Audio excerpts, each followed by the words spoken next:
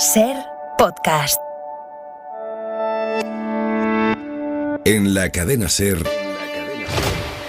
Hora 25. Aimar Bretos. Rusia está movilizando hacia Ucrania más tropas, más soldados, militares que tenía en otros territorios, también mercenarios sirios e incluso jóvenes soldados que estaban ahora mismo en la otra punta de Rusia, al este del país, y a los que dirige hacia Ucrania, e incluso 1 millar de chechenos que van ya para allí. Por lo tanto, Putin intenta darle la vuelta a su falta de avances en la invasión, metiendo más tropas en Ucrania, y la masacre continúa contra civiles. Esta tarde hemos sabido que han muerto 21 personas en un bombardeo contra una zona de casas cerca de Kharkov, y la Cruz Roja Internacional ha anunciado también esta tarde que abandona Mariupol. Es uno de los puntos más arrasados por las bombas rusas. Se va la Cruz Roja porque dice que es ya imposible el trabajo humanitario en esa zona. Ahora vamos con todo, también con la última hora de los efectos del paro de transportistas aquí en España, pero antes el tiempo. Jordi Carbó, buenas tardes. Buenas tardes. A partir de mañana notaremos una mejoría en el tiempo en el conjunto del país, menos calima, muchos más ratos de sol, pero no desaparecerán del todo las nubes en la mitad este peninsular y sobre todo cerca del Mediterráneo. Hasta la próxima noche todavía chubascos en La Rioja y el País Vasco, y se mantendrán durante todo el día de mañana en prácticamente todas las provincias bañadas por el Mediterráneo. Y mucha atención, entre Valencia y Alicante hoy ya se han superado con creces los 100 litros por metro cuadrado. Mañana se podría repetir la misma situación, con viento en general fuerte, sobre todo en el Mediterráneo, y temperaturas con tendencia a bajar. Empieza Hora 25. El paro del sector del transporte, que empezó como algo convocado por una plataforma minoritaria que no representaba a casi nadie y que el gobierno vincula a la extrema derecha, ese paro está empezando a coger un tamaño cada vez mayor. Una de las asociaciones grandes de transportistas que hasta ahora se había mantenido al margen empieza a coquetear con la idea de respaldar o contemporizar con la protesta. Ahora se lo vamos a contar. Hoy el gobierno ha tenido que ampliar el número de policías y guardias civiles que envía a las carreteras y a los puntos calientes de distribución para evitar escenas violentas que se han vivido en los últimos días. Dice el gobierno que manda ya 20.000 agentes. Y lo primero que vamos a hacer es comprobar cuál es a esta hora la situación en el terreno, sobre el terreno, por ejemplo, en Mercamadrid, que es el punto de compraventa mayorista más grande de España. Ahí está Carlos Sevilla. Carlos, buenas tardes. ¿Qué tal? Buenas tardes. Sí, estamos en el acceso principal a Mercamadrid, que para que os hagáis una idea es como un peaje de carretera con 8 accesos para los vehículos, 4 de ellos abiertos. Hablar con los camioneros es complicado porque entran directamente a la ventanilla donde hacen el registro y no nos permiten acceder, y esa, Aimar, sería un poco la noticia, que no hay colas. Es cierto que normalmente la actividad se concentra durante la noche y la madrugada, pero a esta hora, según nos cuentan algunos trabajadores, se nota que hay menos tráfico que un día normal. En cualquier caso, nos cuentan también que no ha habido incidentes violentos con piquetes y que, por si los hubiera, aquí hay desplegadas 3 furgonetas de la policía. Un punto donde sí ha habido incidentes violentos es en la provincia de Córdoba. En Mercacórdoba, ahora mismo, ¿la situación cuál es? Álvaro Guerrero, buenas tardes.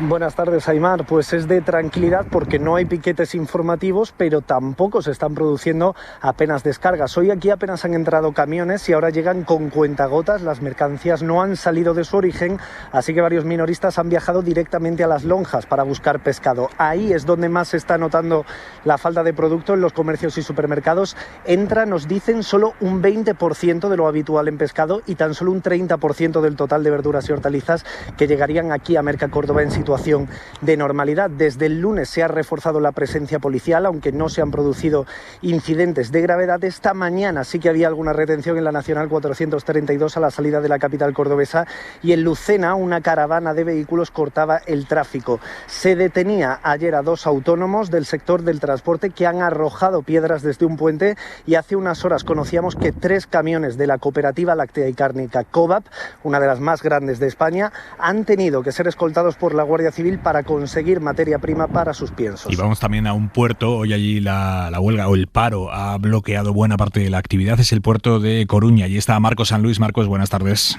Buenas tardes. Cuarto día ya de este paro que se inició aquí justo en la entrada principal del puerto de mercancías de A Coruña. Aquí siguen los piquetes, acceso bloqueado al puerto, accesos bloqueados también a los polígonos industriales. El transporte, por tanto, prácticamente paralizado. La mercancía que tendría que llegar a A Coruña está atrapada en Benavente y la que sale de aquí apenas pasa de Lugo. La policía trabaja para que los camiones que quieren se puedan mover sin dificultades porque ha habido algún que otro incidente. Esto en la carretera, muy cerca de aquí, aquí cada vez son más los pesqueros amarrados a puerto. La lonja de A Coruña perderá esta semana 1 millón de euros, con cámaras llenas de pescado sin salida. Y en el campo, más costes de producción, pero es que además allí no está llegando el pienso y a los animales empieza a faltarles la comida. Así transcurre este cuarto día del paro del transporte. Hoy, de hecho, Asaja Extremadura, que Asaja es la patronal del campo, hablaba de episodios caníbales dentro de sus granjas por falta de pienso. Veremos qué es verdad de todo esto, porque en un paro lo primero que cae también es la objetividad de las partes. Hoy, cuarto día de paro de las transportistas, los efectos de los cortes de carretera y de los piquetes en puertos, mercados, polígonos están siendo indiscutibles. La industria está sufriendo problemas de producir, problemas para transportar, problemas para recibir y problemas para descargar y abastecer. Eladio Mizoso, buenas tardes. Buenas tardes. Sí, son unos efectos que en conjunto son muy difíciles de medir, con valoraciones y mensajes de las partes implicadas que a veces resultan contradictorios. Nos quedamos con lo dicho por el presidente de una gran patronal no convocante, Ovidio de la Roza, de CTM, en la cadena SER. Hoy hay un gran paro en España. Hay sitios donde hay cierta normalidad o bastante normalidad, mientras otros prácticamente el paro es total.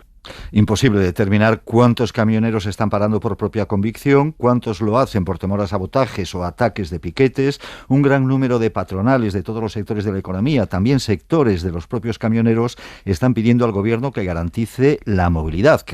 La ministra Raquel Sánchez ha prometido contundencia, pero el ministro de Agricultura, Luis Planas, no ha podido concretar cuándo será la vuelta a la normalidad. Estamos en este momento, hoy mismo, intentando restablecer la plena normalidad para que los suministros sean normales. Tardará probablemente algunas horas, incluso quizás algún día. Interior ha reforzado el despliegue policial en los piquetes para que los trabajadores que sí están trabajando puedan hacerlo, y ha activado en algunas de las zonas más tensas los convoyes para asegurar el abastecimiento de los productos más básicos. Ana Terradillos. ¿Qué tal? Buenas tardes. Son casi 24.000 agentes policiales, 16.476 efectivos de la Guardia Civil y 7.122 de la Policía Nacional, que han actuado sobre todo en Madrid, Zaragoza, Sevilla y Cádiz. Los camiones de alimentación han estado blindados, sobre todo para garantizar el suministro a los supermercados. El objetivo, evitar incidentes con los piquetes y asegurar que estos productos de primera necesidad lleguen a su destino. Productos también que pueden ser farmacéuticos y también de gasolina si existiese problemas de suministro. La labor de la policía se centra en escoltar camiones a la salida y a la entrada de los puertos y vigilar las áreas de servicio donde están descansando los camiones para que nadie les impida realizar su trabajo. Otro de los puntos que incluye este plan pasa por asegurar que las empresas de transporte público y los vehículos de emergencias, limpieza y de recogida de basuras tengan carburante. Hoy el gobierno ha vinculado directamente esta protesta con la extrema derecha. Dice el Ejecutivo que lo que está pasando no es por el incremento del precio de los carburantes, sino para boicotear a otros sectores económicos. Isabel Rodríguez, ministra portavoz. Es una reacción que parece orientada, que parece abordada precisamente por estos posicionamientos de la ultraderecha. No están haciendo uso o están ejerciendo su derecho a la huelga, sino que están boicoteando al resto de trabajadores y al resto del sector. Y por esa actitud violenta que el gobierno atribuye a esta protesta, Eladio, a esta hora el Ministerio sigue insistiendo en que no se va a reunir con la plataforma convocante, que es la plataforma en defensa del sector del transporte. Sí, insisten que no lo va a hacer, y el argumento es que el interlocutor oficial del gobierno es el Comité Nacional del Transporte. En él se sientan las distintas patronales en función de su propia representatividad. El comité ha sido renovado recientemente y la plataforma que ahora convoca este paro no superó el listón para obtener representación ahí. Fuentes del Ministerio nos han dicho que, al menos antes de este paro, la plataforma representaba unos 600 camioneros del total de 100.000 que operan en España. Pero a pesar de que es una plataforma minoritaria, al menos en origen, viendo la dimensión que están tomando los paros, una de las grandes asociaciones del sector del transporte, que es Fenadismer, empieza a contemporizar con la protesta, Eladio. Sí, hay una patronal, CTM, que representa a grandes empresas, también autónomos, que sigue guardando distancias con los convocantes. De hecho, sobre los convocantes, Ovidio de la Roza, al que escuchábamos antes, de CTM, nos ha dicho. Sí, lo que nos llega a nosotros es que, sin ninguna duda, hay elementos políticos que no tienen nada democráticos y que de alguna forma tienen un cierto proceso revolucionario. CTM nos ha dicho también más de una vez que el sector necesita medidas del gobierno, pero que no es momento de parar los camiones. Pero como decías, otra patronal, la segunda en importancia, Fenadismer, con muy fuerte peso de camioneros autónomos, guardaba cierta equidistancia el lunes. Hay que dejar parar, pero también dejar trabajar. Pero hoy, tras su asamblea, ha criticado por insuficientes, dice, las últimas propuestas del gobierno para compensar la subida del gasóleo y que si el Ejecutivo no hace lo necesario, el paro puede alargarse en el tiempo. Sorprendente, porque es un paro que no ha convocado, pero que, según dice, están llevando a cabo tanto afiliados como no afiliados de Fenadismer. Esta noche viene a hora 25 la ministra de Transportes, Raquel Sánchez, será a las 10:30, a las 9:30 en Canarias. Eladio, gracias. A vosotros. Y hoy hemos conocido de forma más concreta qué planes tiene el gobierno para hacer frente a la subida de los precios energéticos. La vicepresidenta Teresa Rivera ha confirmado que España propondrá limitar el precio de la luz a 180 euros el megavatio hora en el mercado mayorista. Es decir, volver a la situación que teníamos antes de que Bruselas eliminara los topes a los precios que sí existían aquí en España hasta hace un año. Y en esto España va de la mano de Portugal. Guillermo Lerma, buenas tardes.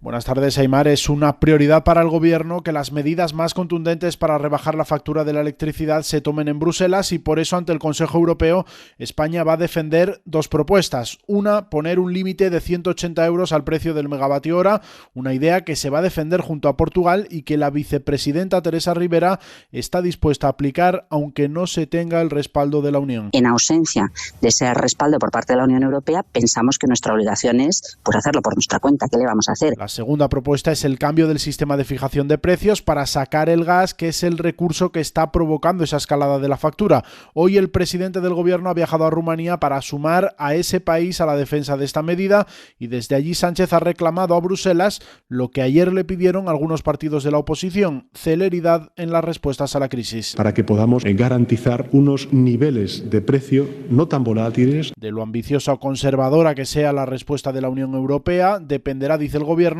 el alcance de las medidas que se incluyan en el Plan Nacional.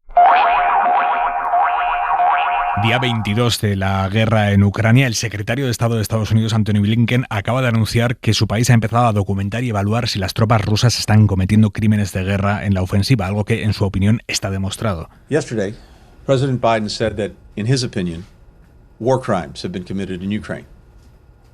Personally, I agree. Ha defendido a su presidente Joe Biden, que ayer llamó criminal de guerra a Putin. Dice Blinken que él está de acuerdo con que Putin es un criminal de guerra. Zelensky, mientras tanto, presidente de Ucrania, continúa pidiendo auxilio a la comunidad internacional, recordándoles a las potencias, hoy era Alemania, su propia historia.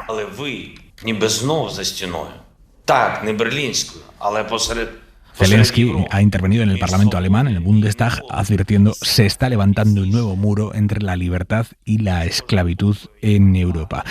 Rusia, como les decíamos, intensifica sus ataques y además intensifica la cantidad de tropas que envía hacia Ucrania ante la falta de avances en su ofensiva. Victoria García.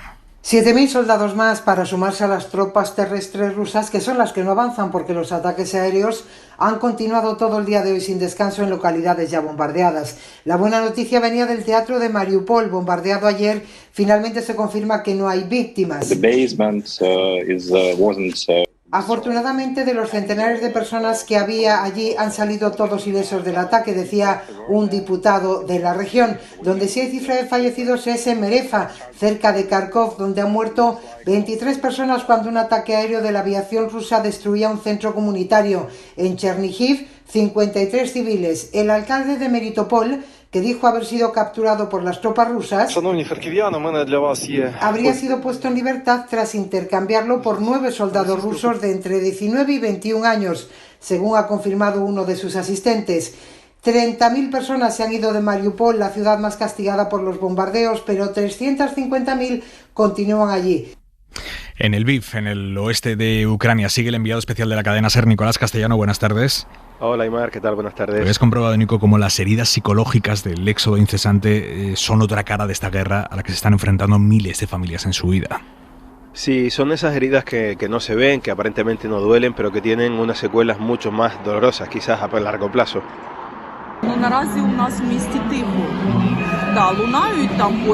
Esta madre Elena, 42 años, que llegaba con su pequeño de 10 y de 9 de una localidad que ha sido bombardeada incesantemente en los últimos días a tan solo 150 kilómetros de aquí, nos decía que lo más doloroso no son las bombas, Aymar, sino que lo que duele sobre todo es dejar atrás a los suyos.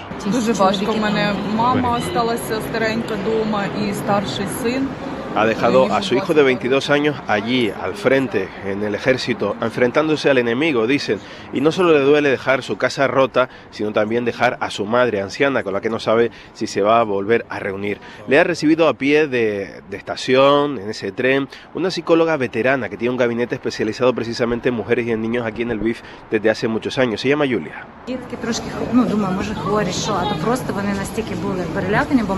Dice que sobre todo las mujeres y los niños son los que están llegando con trauma más evidente, con estrés postraumático, dadas las circunstancias de la destrucción, que sobre todo los niños que han visto cuerpos, cadáveres o sangre son los que se quedan más impactados y que son incapaces de articular palabras los primeros días cuando llegan a este punto, donde siguen pasando trenes, donde el ferrocarril sigue siendo esa vía de escape desde Ucrania hacia Europa. Nico, gracias, buenas tardes. Hasta luego.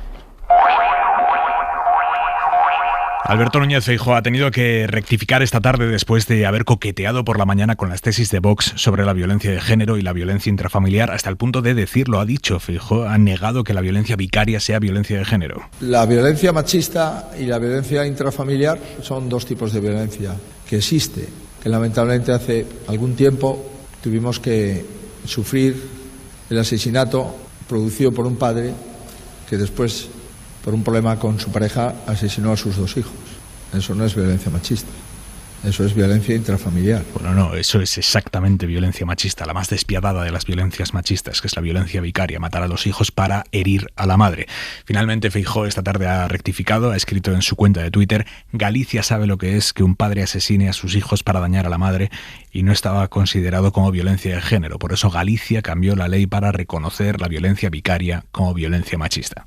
Una rectificación, sin decir que está rectificando, pero rectificación. Por cierto, en un acto de partido acaba de pasarle a Feijóo algo políticamente realmente incómodo. Estaba él hablando cuando una mujer se ha levantado a defender a Pablo Casado. Las industrias, dígame. La actitud que está teniendo ahora mismo, estando aquí, viniendo aquí a dar este discurso, es lo peor que podría hacer después de todo lo que ha hecho Pablo Casado por este partido. Lo peor que está... Le ha dicho, la actitud que está teniendo ahora mismo estando aquí, viniendo aquí a dar este discurso, es lo peor que podía hacer después de lo que ha hecho Pablo Casado por ese partido. Bien. Ahí la multitud ha empezado a increpar a esta mujer, ha empezado a gritarle de todo. No, por favor. Vamos a seguir.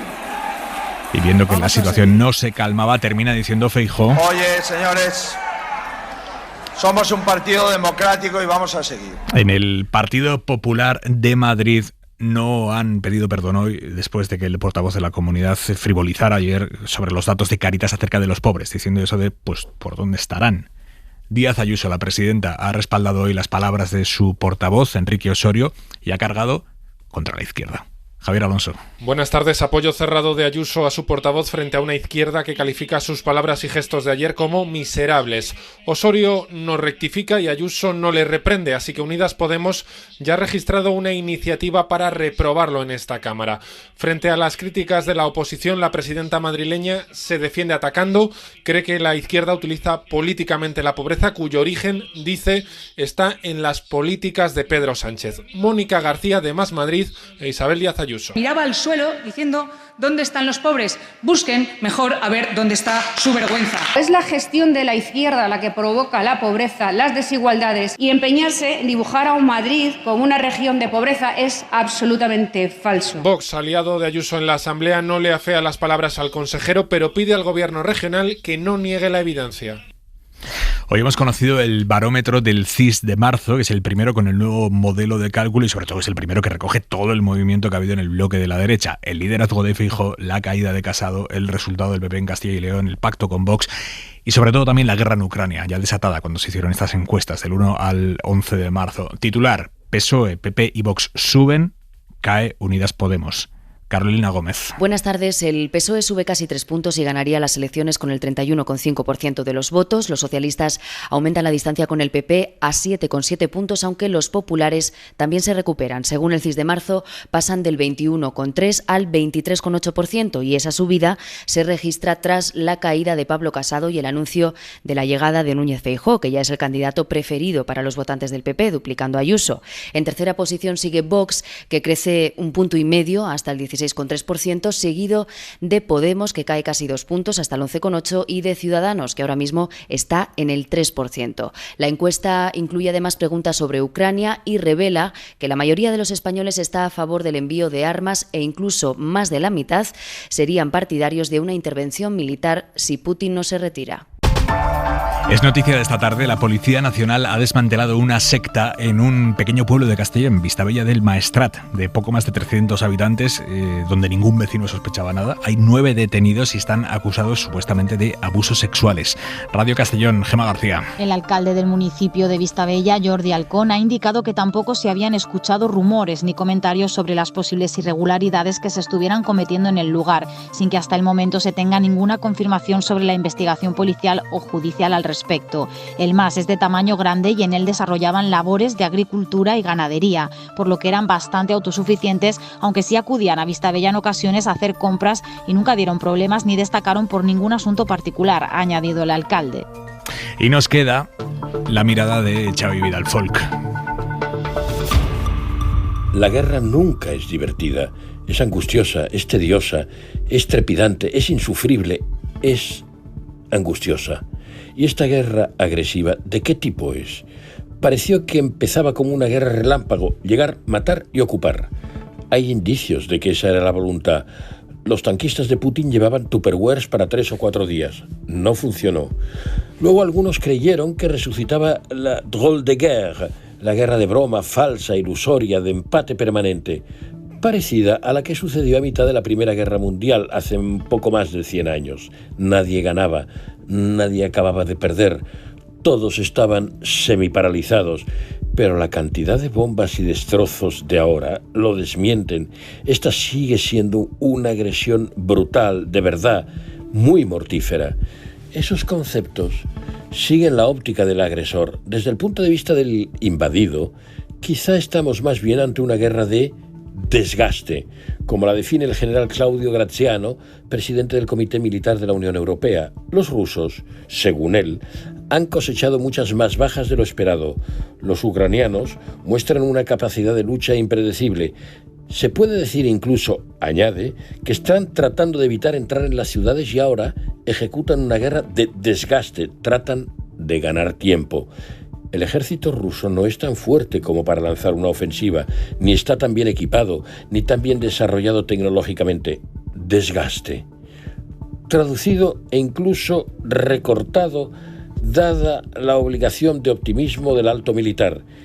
Esto no es ni será coser y cantar. Precisamente por eso se habla de negociación, incluso aunque sea con intención tramposa. Y una motomami se suscribe ahora 25 en todas las plataformas de podcast. Pero mírate, no pienses más, nada que pensar. Vuelve Rosalía con su nuevo disco, Motomami. Esto que escuchan es Hentai, el último adelanto del disco a falta de unas horas para que podamos escucharlo completo. Así que vuelve Rosalía después de todo lo que han esperado sus muchísimos seguidores como Dani de la Fuente. Hemos esperado 1, 2, 3, 4 años a un nuevo disco de Rosalía. Después de romper esquemas y fronteras con el mal querer, es todo un acontecimiento el nuevo trabajo de la catalana Motomami, que Rosalía va a presentar primero en TikTok y luego estará disponible en las plataformas digitales. ¿Cuándo? Cuando sea de noche en el cielo, esta madrugada, buena hora en Estados Unidos, de donde Rosalía viene de desplegar sus alas o su edredón en Saturday Night Live. Me he visto de cualquier manera. Esta noche conoceremos los 16 temas que componen el disco, de los que solo hemos escuchado 4. Saoko, papi, Saoko.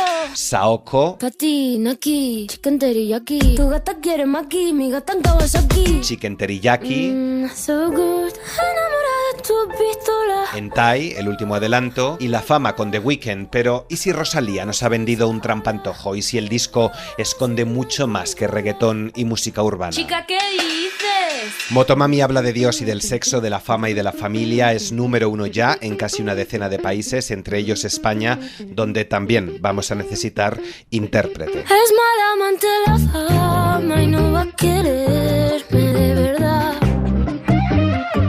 Es demasiado traicionera y como ella viene se me va. Suscríbete a Hora 25. Todos los episodios y contenidos adicionales en la app de Cadena SER y en nuestros canales de Apple Podcast, Spotify, iVoox, Google Podcast y YouTube. Escúchanos en directo en la SER de lunes a viernes a las 8 de la tarde. Cadena SER. La radio.